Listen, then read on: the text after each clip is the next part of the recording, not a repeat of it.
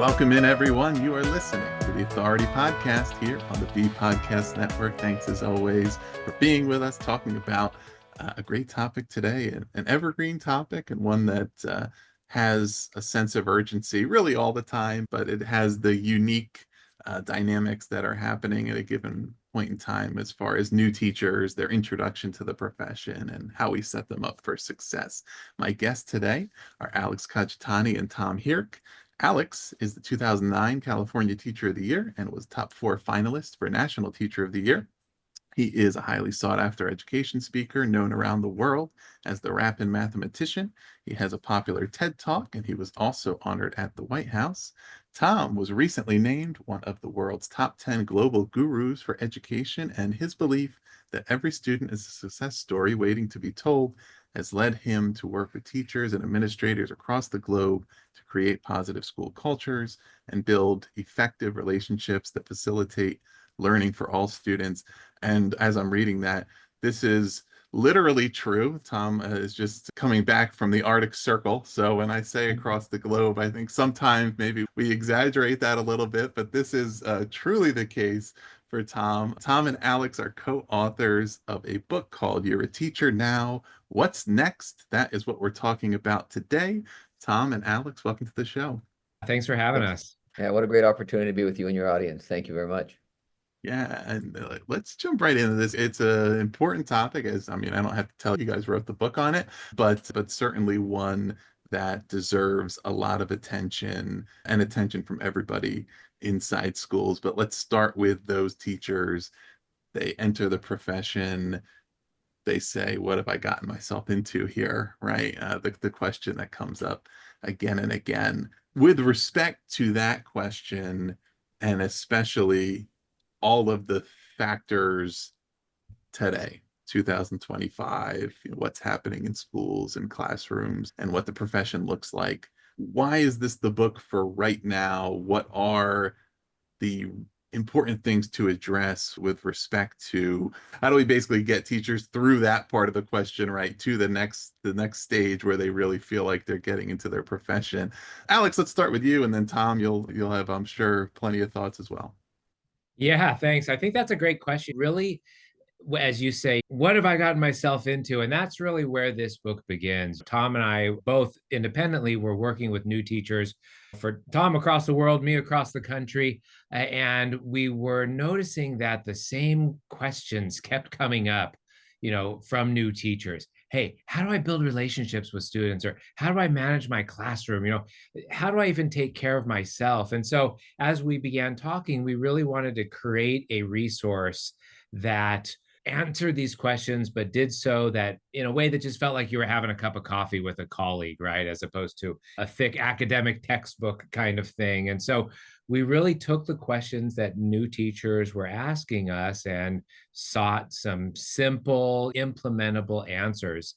So that's one of the things that I'm really excited about with this book. But then the other one was, it's really an acknowledgement that not every teacher is now coming to teaching through this traditional credential program. They're not doing 4 years of college and then teaching credential, which includes student teaching and maybe, but some teachers, they're just going, they're getting the job and the district is saying, don't worry about it. We'll train you along the way. And so this was really something that a principal can just hand to a new teacher. Hey, you're hired. We're so glad you're here. We are going to train you along the way, but here's where you can just get started. Ross, you're very accurate in terms of the challenges, and we'd like to think it's more unique now. Look, it's always been a challenge to get into education, to become an educator. Things that we would all say matter the most once you get to that first class are hardly ever covered in any teacher training programs, right? We end up learning about how to make a 17-part lesson plan that you will never ever use once you get your own classroom. I mean, I still have mine laminated. They're in great shape. As we traveled around, we kept hearing the same questions. What is it about? How do I?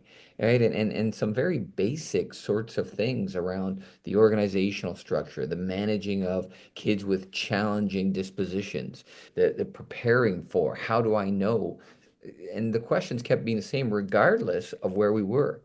Now add that factor of, I believe, based on our experiences, we're in a teacher shortage crunch. Mm. I mean, it is definitely a seller's market right now. If you're a teacher, you can pretty much call your shot. As a result, we are starting to see that more and more places are having bigger struggles getting qualified people in. And to the point Alex just made, they're saying, look, you got a degree in something, you got a skill set in something, come on board. We'll help get you there, but help get you there in what way? Right. And so there really wasn't much in the way of any resources that helped to address, as I said, some of the foundational questions. So our hope was to create this with a very sort of positive feel to what's awesome about this profession and what might be some of the bumps. How can we help you through those? To fast forward that career path a little bit, but to jump off of one of the things you just said, for those teachers who are not necessarily totally mid-career, but a little bit into their career, they have a little experience and they certainly have acclimated, I guess, to their expectations of what the workplace culture is, what it's like in their school. Maybe they're still in the first school they've been in, right? And I think that's an important point about teachers can and should call their shots. You said they should use to their advantage the fact that they have an in-demand and an in-need skill set to advocate for, push for, like ensure that they are getting what they should be getting out of their workplace, right? And understanding that, let me make the best difference I can where I am. But if I'm in an environment that for whatever reason is not making that happen, I can look around and see what other opportunities are there, what other schools are in my district. And Mm. it's sort of a separate topic here, but I think it's something that the perception and reality has diverged a lot.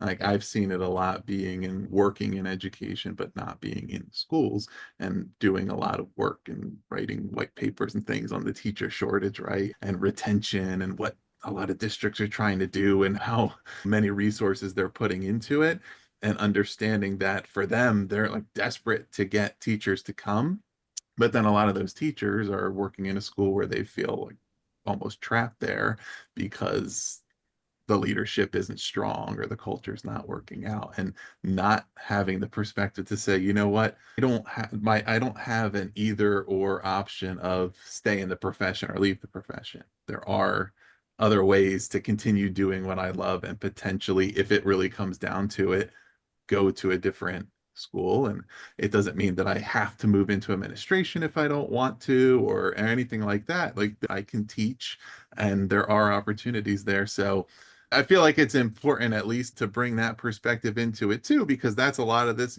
some of these issues unresolved will trail teachers for years until they either decide, I just can't do this anymore, or whatever happens if the school and the teacher and their colleagues aren't able to navigate through some of these new teacher problems. Well, Yeah. it's an interesting sort of point that you bring up, Ross, because my first job as a teacher was in a very collaborative school. The teachers totally supported each other and they helped each other and they checked in on each other. And I really was, it felt like we were in it together. Well, a few years later, we moved. And so I had to switch school districts. I landed in another school, which absolutely was not a collaborative culture. The teachers kept to themselves. They kind of, sort of withheld resources from each other. And had that been my first school, Yeah. I would have been like, I'm out of here, right? But I probably would have thought, not, I wouldn't have known, you know what, every school is different and I just need to find the right school. I would have thought, oh, this is the way this profession is. And Yeah.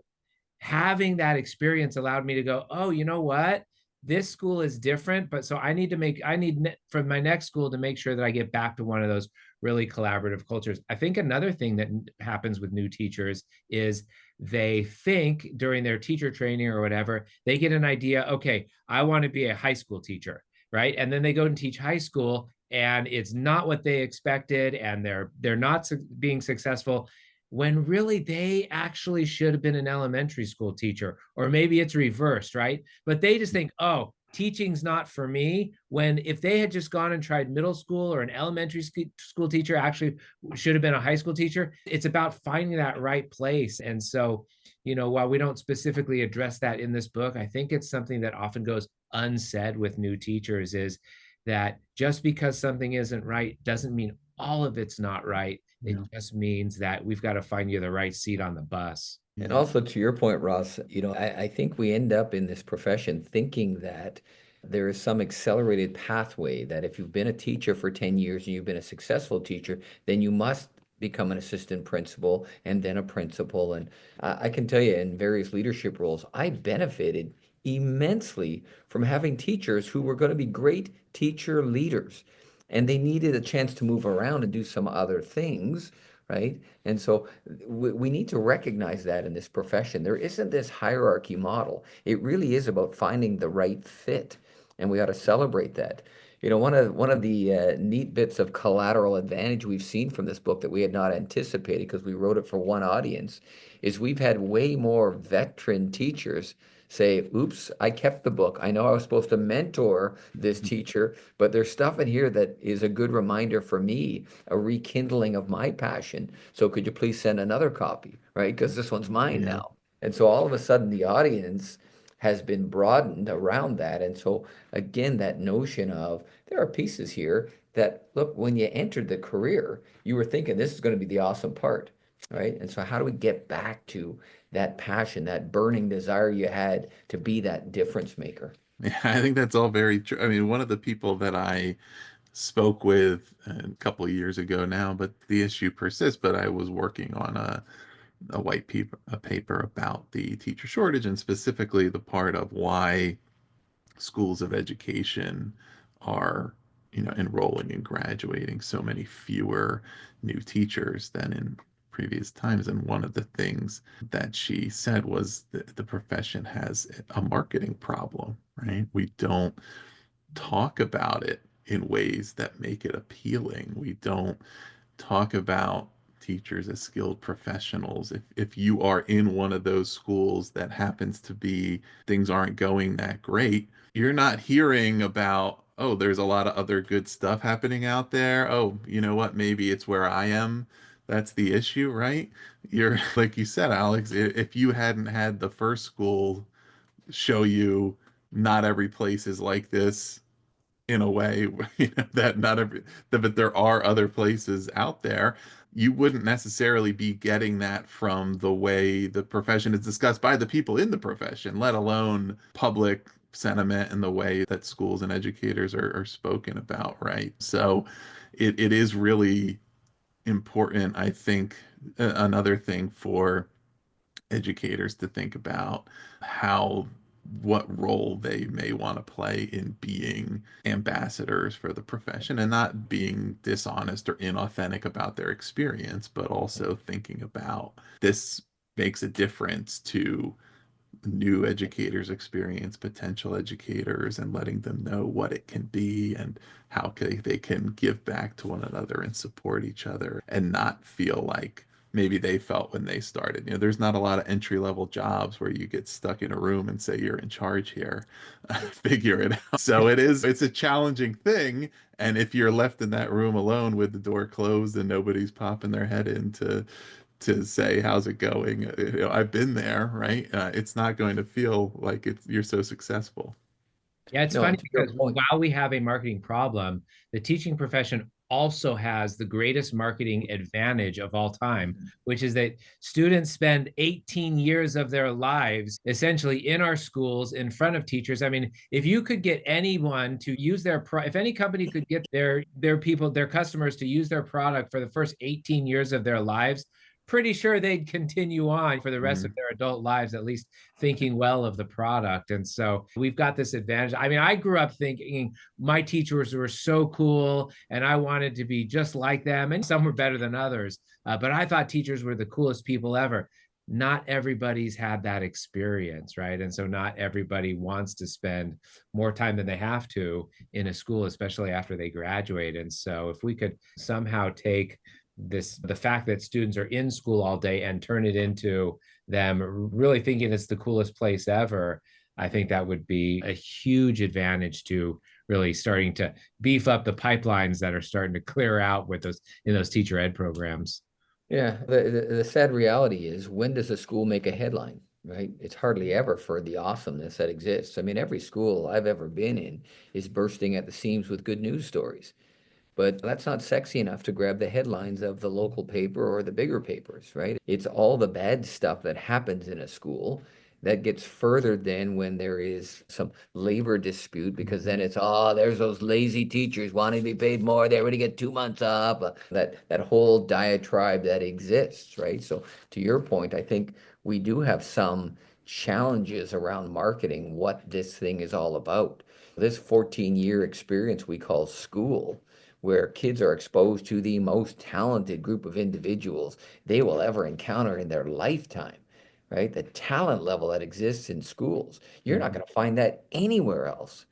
And yet we're pretty quiet about it. We're pretty humble about it, right? And so how do we start to address some of this? And part of it is, as I said, to go back to when you first come in, let's get you excited. Let's get you Yeah. ramped up, right? And some of the challenges that are authentic can be placed in a smaller package rather than them being overwhelming, right? Yeah. Yeah. I mean, that importance of those early experiences, the early experience as a new teachers and the students, to your point, Alex, it's making me think of a podcast I was just listening to a couple of days ago that they were talking about the Super Bowl commercials and how come it seems like these are all only geared toward younger people? How come they're not marketing to us, the guys having the conversation? We're probably in their 50s, 60s. And one says to the other, well, what deodorant do you use? So I use it. When's the last time you changed it? Well, when I'm 20. Well, that's why, right? You've already made your decision and you're not persuadable. So it's not because they don't value you. It's because they know that they're not going to get you. You already chose what you chose. They need to start young. It's the same thing with those kids, right? By the time they've been in school for 18 years, those new teachers, by the time they've been there for a few years, they've made up their mind about what it is. You need to get them at the beginning.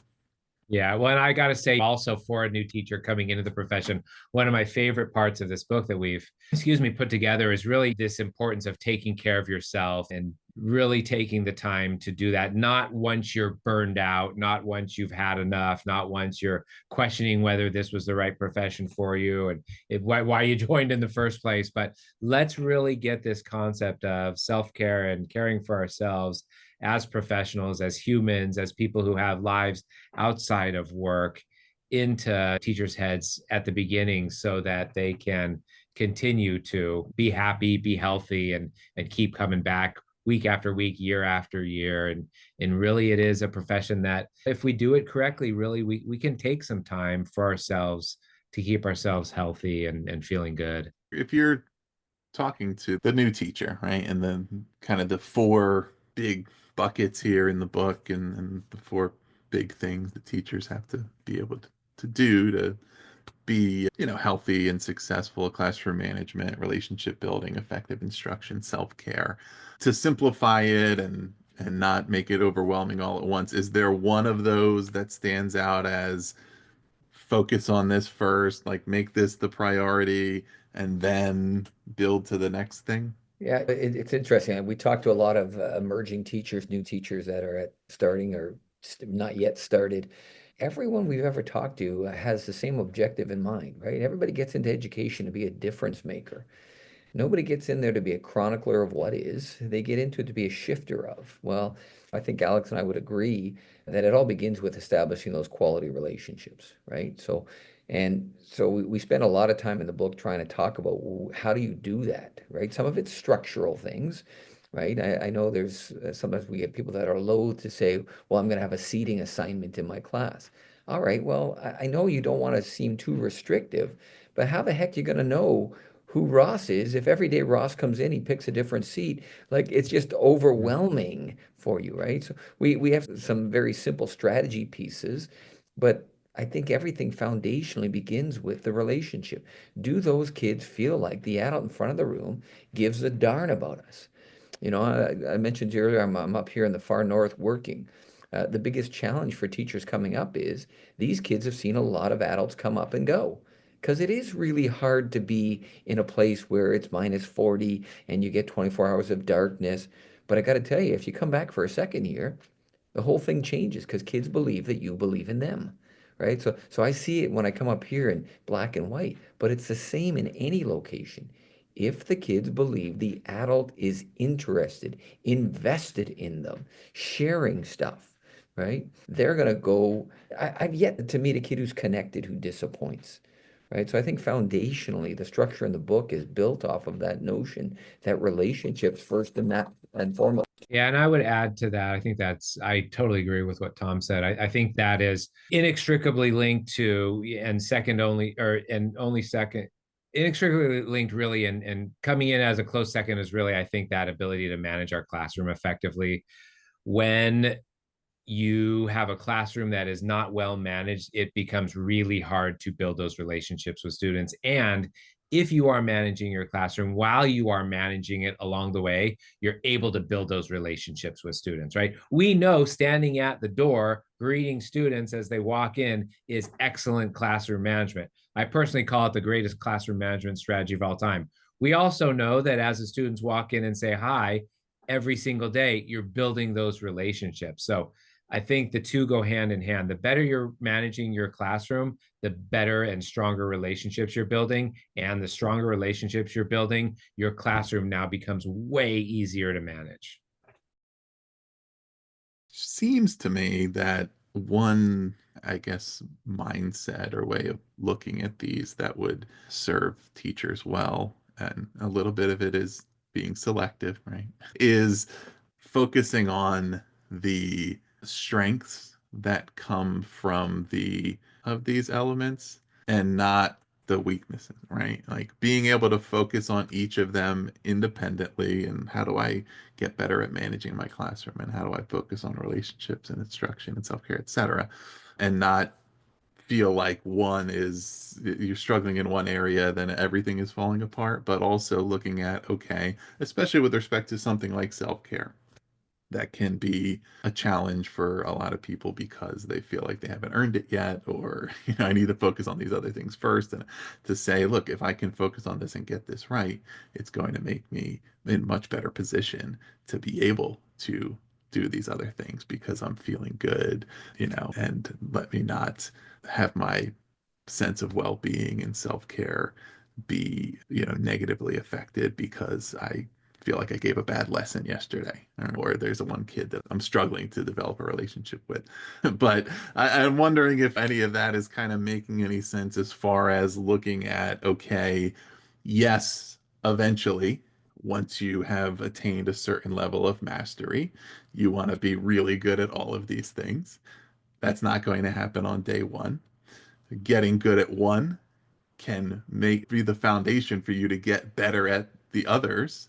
But just because you're struggling with one doesn't mean that you're bad, right? It just means you have areas for improvement. Yeah, it's interesting because I think one of the sort of in the back of our mind issues while writing this book and as we talk about this book is this question of, can anyone learn to be an effective teacher, right? Can anybody come in with the right training and essentially maybe they're not the greatest of the great, or maybe they're not the most inspiring of all time, but could anybody come in and, if trained properly, learn to be an effective teacher? I think with this book, we certainly get them. And I really think that they could. Like I said, everyone can learn to bring their own personality and their own skill set. And maybe not everybody should be in education. I'm not saying that. But for those who have entered the profession, can we get them to the point where they can be an effective classroom management manager, build relationships with students,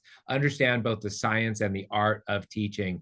And I really think they can, or I really think they can be trained, but it's tough. And it also sometimes new teachers will enter with things that it just ends up being a lot harder than you thought it was going to be. There are certain assumptions that I had as a new teacher. One of those assumptions was that when I was going to talk, the students were going to listen, right? The basic assumptions. That the students would raise their hand when they wanted to answer a question. And so part of really unpacking this wonderful, beautiful thing called teaching is going, oh, you know what? I thought this, it ends up being that. So I need to rethink it and come at it from another direction. And then the next year, we get a whole new set of students who come in and sort of blow up that game. And sometimes we have to take what we've already learned and build on it and switch things up. And so it's that constant evolution of teaching that I love the most, but that I also hope that this book can encourage teachers to really grasp, because they're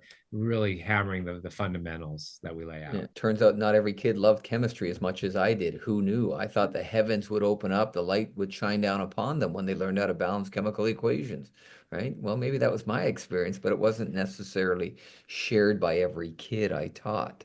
And so how do we have that moment of equally? I think every educator's had that lesson that just everything flowed, right? You thought, okay, today's why I became a teacher. Then the next year you give that same lesson and it's crickets, right? Well, yeah, different context. So what we've tried to provide in this book is this reality check. It's not always going to be that way, right? There's a reason why almost half teachers leave within the first 5 years of the profession, right? Now we're trying to address some of this by saying, look, there's some tools, there's some basic foundational aspects. And to your point, you're good at this, but here's a growth area. Now, how do we grow? Part of it is a colleague to colleague thing.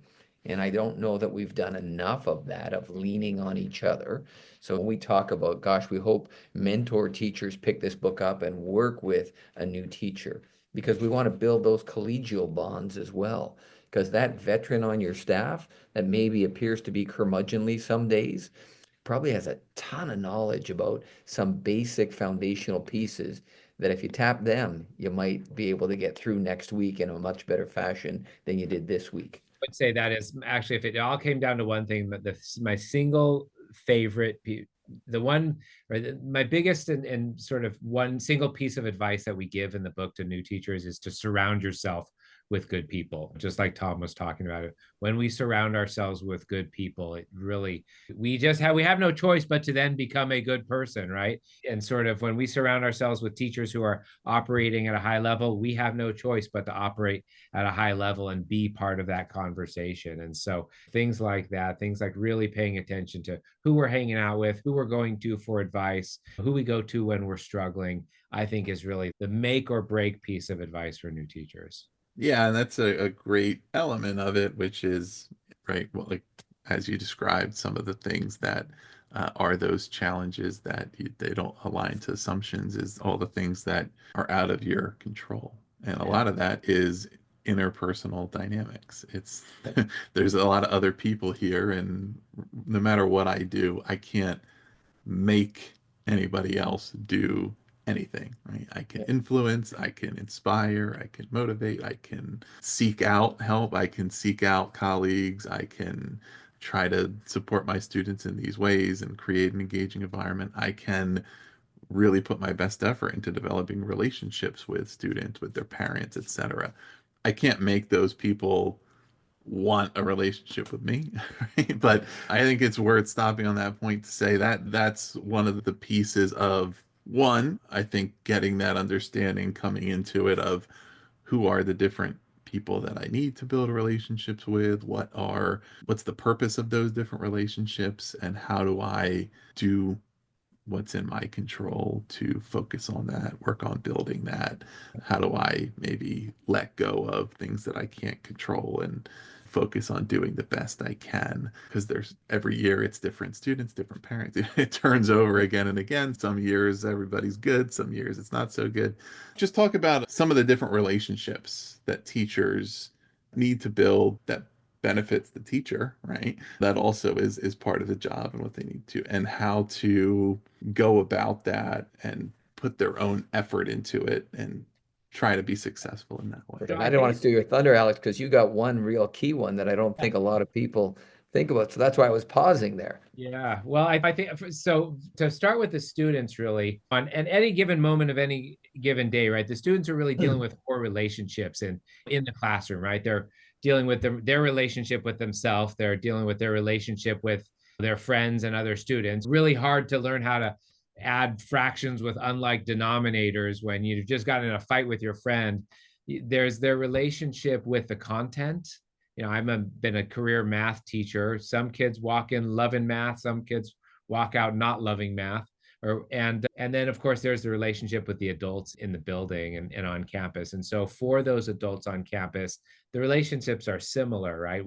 As a teacher, I've got my relationship with my students, I've got my relationship with my colleagues, but then often overlooked is the teacher's relationship with the content. I was just in South Carolina working with elementary school teachers on how to effectively teach math. Elementary teachers have a much different relationship with mathematics than the middle school teachers, some of whom have degrees and advanced degrees in math, right? And so that's one that's often overlooked. As far as other people, one of the things that is really beneficial is building that relationship with the school custodian. At some point, something's going to break. At some point, you're going to need some new chairs. At some point, something's going to happen in that room. And really being able to, have a relationship with that custodian is, I think, absolutely critical. And then it's really just a matter, I think, of really looking at, who are my students interacting with? And they're interacting with, say, the lunch people. They're interacting with some of the noon supervisors, things like that. And that's something that we often overlook as teachers because we're so busy. But they are people who have deep insight into our students and how they behave and how they interact and act. They see them, out on the at the lunch tables or before and after school and things like that. But we in the book always recommend, got to build that relationship with the school custodian. That one is absolutely mission critical. And it gets back to, again, we know this. We got kids coming to school, and you know what? The adults, the educators, the team at the school are sometimes the best adults that they get to be around, right? And so it's not something that needs to be taken lightly. And I know we're human. Sometimes a kid comes to school and pushes every button you have and discovers a new one you didn't even know existed. It's hard not to take that personally. But what we encourage is you got to take that professionally, right? Take a step back. Why am I seeing this? We've got kids who have experienced things that would buckle us to our knees as adults. And so you don't need to go it alone. You do need to build those collegial connections. You ought to be fascinated by the colleague that's having success with a kid you're struggling with. Not be jealous of, not try to undermine, not try to minimize what that teacher is doing, because we've got this time to really affect. Our job is about creating good adults, not about creating good grade 3 kids or good grade 7 kids or good grade 10 kids. Right? We're trying to create good adults who can make valuable, viable contributions. The team becomes essential. Right? Teams will always overcome challenges that loose affiliations of individual talent never can. Yeah. Yeah. I mean, I was thinking about that it's important to both be effective at instruction and classroom management and also to feel effective at those things, and vice versa. It's important to feel effective and also be effective, right? It's like both need to be present and they need to kind of be in alignment with one another, right? It doesn't do us good to think we're really good if we're not, but thinking that those relationships with colleagues, with administration, it's having open communication and getting mentorship and dialogue and feedback and support are key to, especially when you're in those early years and you're building up your efficacy and sense of efficacy, that relying on colleagues and being able to talk through things and get reinforcement would be so important to both of those pieces to make sure that as a teacher is getting better at the job, they're also feeling that they're getting better, they're improving, and those things are moving in the right direction. Well, I think it's a great misconception that confidence comes before competence, right? Yeah. We spend a lot of time, we could possibly spend time building people up and telling them they're so awesome and they're so great and we know you can do this, when actually, if we give them the actual skills to manage their classroom effectively, to know the difference between formative and summative assessment, to really be able to plan and deliver engaging lessons, right? Then the teachers, especially new teachers, but really all teachers, they build that competence. Mhm. That's what leads to the confidence and you feeling good about yourself.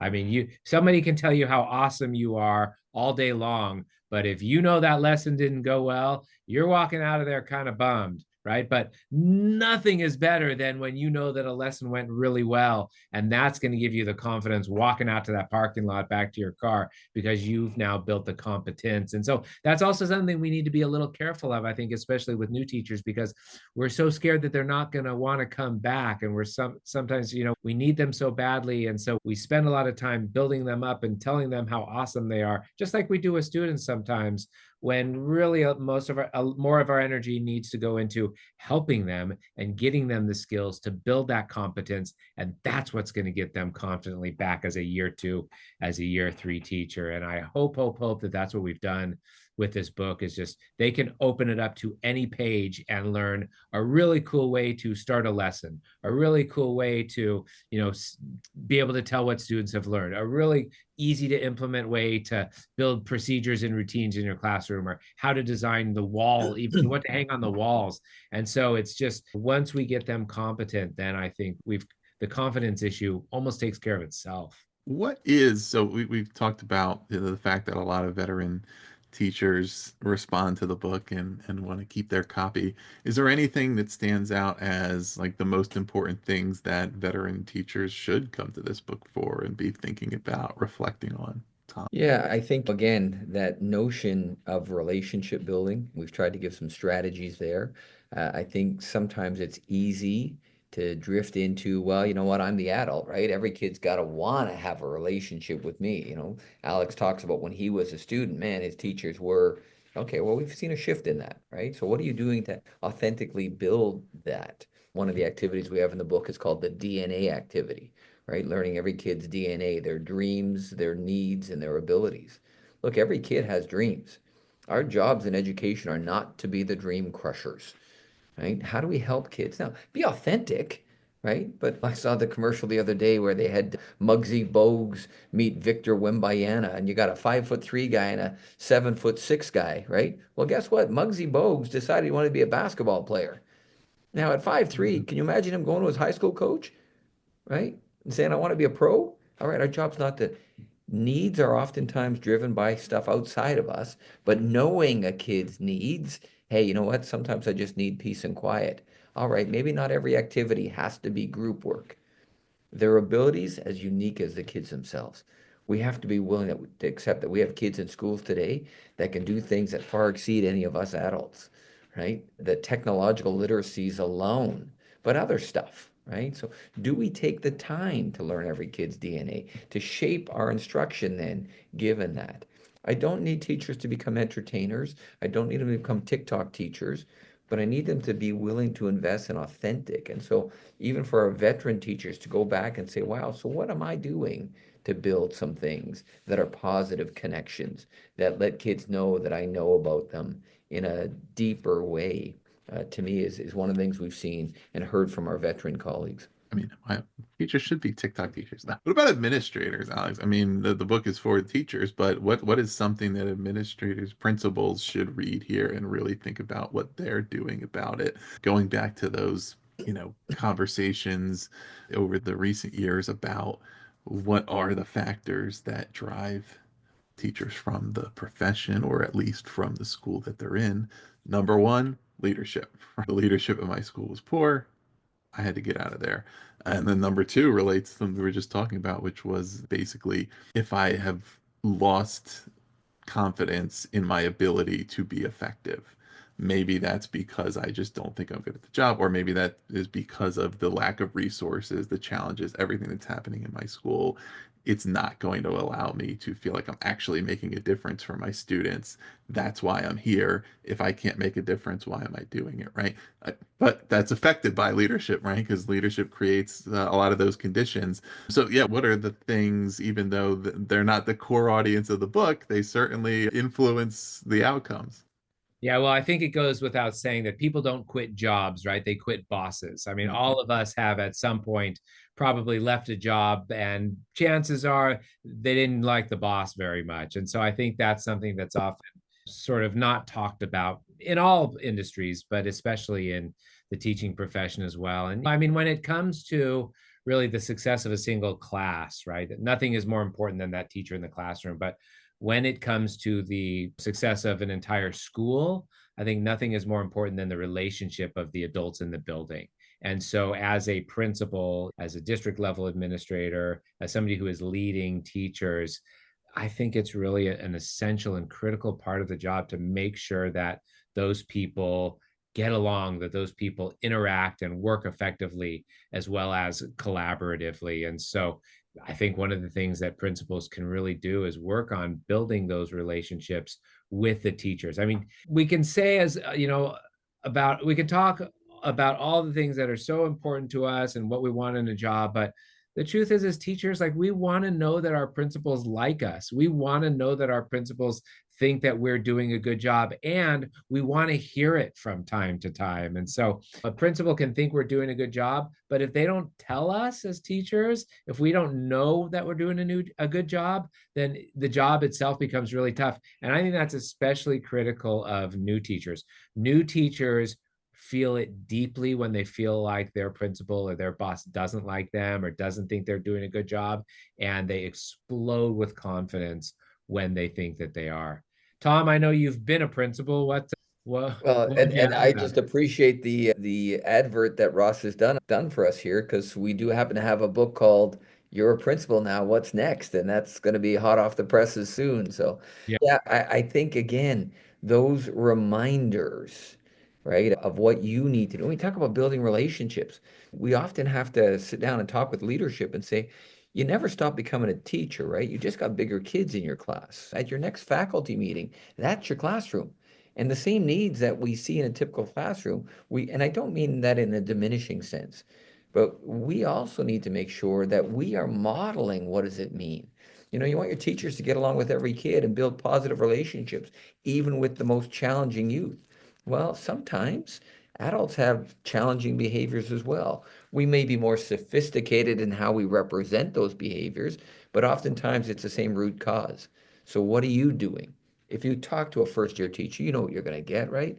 They're going to give you the biggest smile and they're going to say, everything is awesome. Now you need to be willing to come back and say, right? As a first year teacher, more than anything else, I wanted to be a second year teacher. So I wasn't going to rock the boat. Well, as a leader, you need to be able to pick through some of that and say, okay, what is really going on? Do we have regular meetings with our new folks? Or do we buy the notion that everything is awesome? Yeah, it strikes me that, at least based on my observations and what my ears have picked up on over the years, that saying they say about the teacher-student relationship, they don't care what you know until they know that you care, right?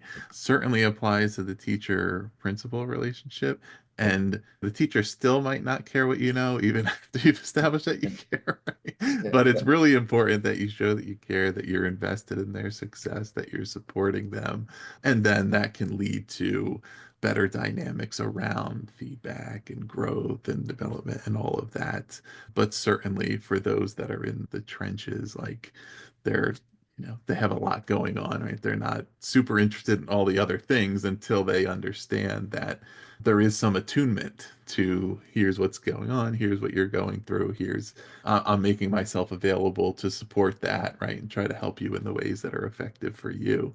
But one can imagine that certainly for those teachers that are in the most chaotic part of that, just trying to wrap their heads around what is this job, how much of a difference that makes, just those words, like you said, of saying, pointing out the things that are going well, pointing out the effort, pointing out just the resilience that it takes to keep showing up, in difficult circumstances. yeah, for sure. Awesome. Well, Tom just, I think, previewed one of these things, but I know there's a lot of other things you both have going on together and independently as well, and would love to give you a chance to talk about some of those before we close here. Alex, what are some of the things you are working on? Yeah, just like I said, Tom and I both busy speaking across the country, or in Tom's case, across the world. But both of I absolutely love working with teachers, running professional developments, everything from back to school convocations and inspirational keynotes and things like that, to really digging deep. I've been doing a lot with connecting math and literacy and how we get students reading, writing, and speaking in math class. And one of the things I'm also particularly excited about is, along with this book, Tom and I now have a book study that's available. Tom, do you want to talk about the book study real quick before your own? Yeah, so we've got a book study, and you can get in touch with either of us to get the link to that. It's being put on Skillsforce has a platform where colleagues again can access the book study. They can use this in a mentor-mentee model approach, looking at the various sections of the book. So we're excited about that. We're hoping again that will augment what teachers are experiencing in their own districts. We'd love to see colleges pick it up and use it as part of the training there. As I alluded to earlier, we've talked about you're a principal now. What's next? That's being crafted right now as we speak. And Alex and I are also crafting a book for veteran teachers. You mentioned veterans earlier, and how the book tentatively is titled Finishing Strong, right? How do we maximize these brilliant educators who have given their life's blood to the profession? And we want them to make sure that they are indeed finishing strong. So, the best part of the work we do is the time with colleagues, right? This is year 41 for me as an educator. Every time I'm with a group of colleagues, man, there's so much learning that goes on. And I appreciate the sharing and, the stuff that makes me a better educator. So that's what I have to look forward to as we continue on this journey. Well, listeners, the book, You're a Teacher Now, What's Next, is published by Solution Tree. You can find it there or wherever you get your books. We'll put the link below to make that easy for you. We'll also put the links to the websites, the social media, all the various places where you can find Alex and Tom and learn about their other books, learn about other things they're working on, anything that you've heard about here today that you want to follow up on. And they'll have to come back soon to talk about You're a Principal Now, What's Next. I'm sure that'll be relevant to a lot of you out there. So we certainly want to bring that to you as well. If you're not already, the best way to make sure you catch that whenever it happens is subscribe to The Authority. We have more interviews coming your way every week talking about all the topics that matter to you in your job. You can also visit bpodcast.network to see about 40 plus other shows. If you like this show, there's certainly something there for you as well. So check that out. Alex and Tom, thanks again for being here. What an honor and a pleasure. Thanks so much, everybody. Yeah, thanks, Russ. We really appreciate the opportunity to talk with you and your audience, and wish everybody all the best. This episode was edited by Gage Sanderson.